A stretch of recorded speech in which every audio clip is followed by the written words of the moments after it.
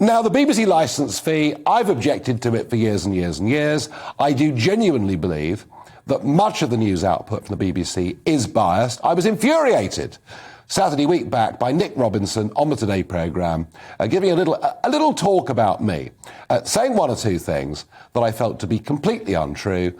And I did, whilst the show was on air, text back and ask for corrections, but of course that didn't happen.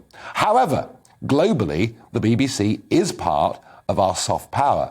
The BBC World Service is looked up to in many countries in the world. So it's not as if we should close the whole institution down, but should we be taxing everybody £159 a year in a modern day when through streaming and the internet we choose what we do?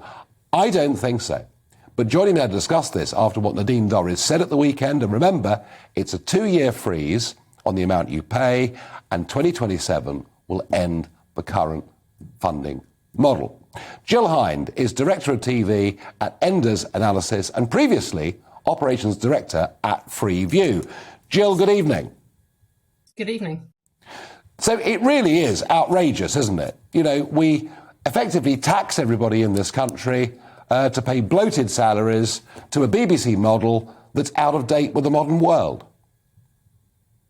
That's a very powerful statement you've just made there. When you say it's an outdated model, the whole ethos of public service broadcasting is to provide very good, high-quality programming covering many, many different genres that is accessible to the whole of the UK population, free at the point of use. And it is providing genres that the subscription service will never dream of supplying, whether it's news, whether it's current affairs, whether it's some of the documentaries, and of course sports and all those programming that brings the whole culture together. But Gill, when it comes to comedy, when it comes to drama, when it comes to sport, there are now dozens of companies out there providing those services, and we opt to watch them, and we pay, you know, a subscription fee, or we pay £10 to watch a boxing match, or whatever it is. I mean, we're living in a very different world, aren't we, to just 2 or 3 main TV channels, and consumers make those choices.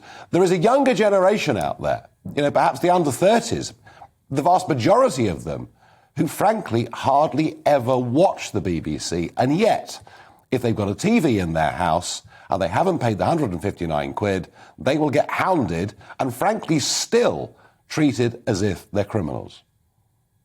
Okay, again, you've brought in many, many things there. Let's take this back a stage and actually say there are 8 million adults who either do not want to or cannot afford to pay for pay television, whether that's Sky or whether that's Virgin, or whether that's any of the SVOD services such as Netflix or Amazon channels. Now, if you break that down, there actually tend to be older people, 55 plus, and actually the majority of them are also less affluent, the C2D income. And so you say, why don't they pay for subscription services? Well, actually, even if you were to consider that, actually they don't provide the programming that these people want to watch. These people actually watch 5 hours. These people that cannot or don't want to pay for television watch 5 hours of television every day, which is 2 hours more than those that wish to pay for television in whichever format, whether it's Netflix or whether it's Sky. So it's 2 hours more per day that they watch than these people that can afford to pay for it.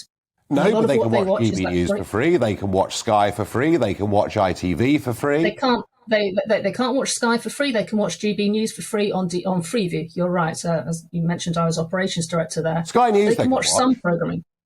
Sorry? Well, Sky News is free, but anyway, let's not quibble about that. The point I'm making is there are free choices of television for people to watch.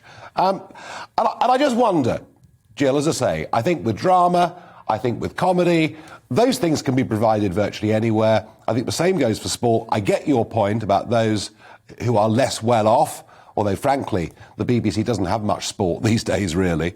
But when it comes to, you know, the way in which we've treated people over the years, the harassment people are put under to pay this fee, you can probably understand why it's as unpopular as it is. But one of the things that genuinely enrages people is, and I'm not even going to say perceived, I think without doubt, a metropolitan, left of centre, liberal bias that goes through the whole of BBC programming. Why on earth should people living in the Shires pay for that?